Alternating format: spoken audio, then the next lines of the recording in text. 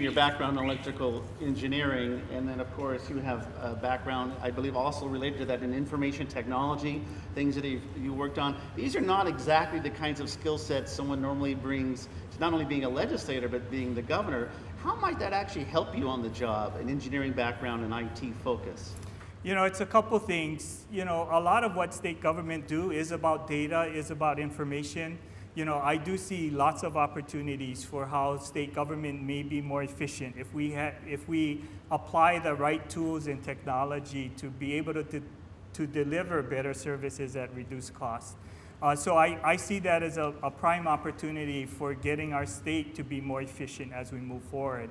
As an engineer, our training really is about trying to understand issues, look at all the alternatives, and then make the best decision to ensure success. And my MBA is actually in decision sciences, and it really is about trying to take different mechanisms, trying to do better cost-benefit analysis. And I think that I've been preparing for 35 years for this run for governor, because all of those skills, I think, as an engineer that I apply every day in my job as an engineer is directly related to solving problems, looking at alternatives, finding solutions in the job of the governor. Can a governor with an engineering background and IT background also inspire people? Because you're leading the state, 1.4 million people, you're the person who sets out the vision. Is that something that you can also give to the people of Hawaii? All I can tell you, Chad, is as I've campaigned across the state, I've been on the Big Island, I've been on every island except for Niihau. Every community meeting that I have, every stew and rice dinner that we've had, I get feedback from the community that they like what I have to say, they are committed, they want to see change. After they leave the events, they are motivated to join the campaign and support. Okay. Two things struck me about your biography as I was reading it over on your website. One, that you were a tennis athlete. It didn't strike me that you would be a tennis player. Mike Gabbard's a tennis player. Yes. Is that something that you still do? Well, I haven't gotten into, and I wish I could play more. It's an interesting story. For those of you, I was raised in Pearl City, and for those of you who know Pearl City, Little League Baseball, Pearl City is the Little League Baseball capital of the world. But, when I went to Pearl City High School, I went out for the baseball team. It didn't take a rocket scientist to figure out. There were 60 people who was trying out for the baseball team. I knew that I wouldn't be one of the top 45 kids to make the cut. And there was nobody trying out for the tennis team. So, all right? It doesn't take a rocket scientist to figure out I'm going out for the tennis team.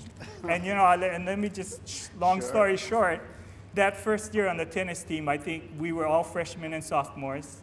Our record that year was 4 wins and 41 losses.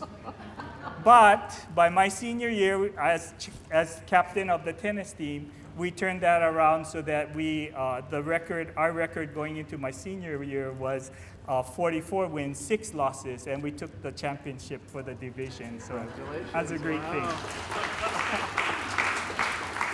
One other thing about your background that caught me by surprise, I'm the oldest of 4, and if I understood correctly, if I read it correctly, you are the 5th of 6 boys. Is that correct? That's correct. I am the 5th of 6 boys. I'm guessing you got pushed around a great deal when you were a kid. Did that build you a sort of a thicker skin and find that you had to exert yourself more? No, we were a hardworking middle-class family. My father was a steel worker. He got a lot of work in the boom of Hawaii right after statehood. He worked on lots of the major projects that shaped Hawaii. My mom worked as a dental hygienist, so both parents worked. We lived in a 3-bedroom house in Pearl City. We grew up on top of each other. There were 3 boys in each bedroom. There were 2 bunk beds. It was a challenge, but it was fun. And it was a great time growing up in Pearl City. Pearl City used to be country when I started living there. There were no freeways. It would take 45 minutes to an hour. A great time for being in that community. And, you learn a lot of skills growing up with 2 working parents. 6 boys in the family. You know, I've done laundry since I was in the 3rd grade. I've cooked meals. I've rode my bicycle around Pro City to get from baseball practice to get home in time to study. And, you know, it was a good time growing up. But your father served in the 442nd and the 100th during World War II. We're now 4 generations, in many ways, the Japanese-American experience in Hawaii. Senator Inouye passed away.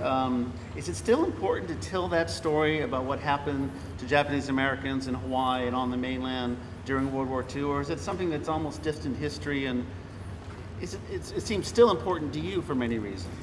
I think absolutely it's important. You know, my father was of that generation. He did volunteer for the 100th, 442nd. You know, he never talked about his service growing up. But, you know, as I've learned more about the 100th and the exploits of the 442, it definitely is a story that cannot be forgotten. I mean, remember, his generation and his colleagues volunteered for service at a time when the country labeled them as enemy alien. You know, they went to war because they believed that it was important to prove their loyalty to their country at a time when they were being disavowed. And I think more importantly, you know, I learned to appreciate what that effort was as I've learned about the exploits. You know, my father earned a Purple Heart, a Bronze Star. You know, he never really talked about his exploits. I found out more about his service than he would ever talk about.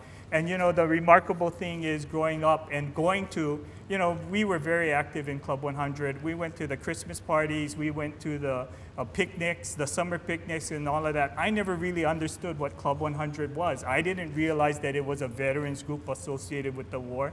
They never talked about that. It really was about the working together, about building community, about building the community of veterans. I mean, that's what they were about. And you know, my father's best friend ended up being a Silver Star and got upgraded to a Medal of Honor winner. For my entire life, I never realized that his exploits was about such valor in Europe. And you know, and that's their generation. It really wasn't about them. It really wasn't about their exploits. It really was about making our community better. Okay. Right? No, I can tell that it touches you very much, and I appreciate you sharing that.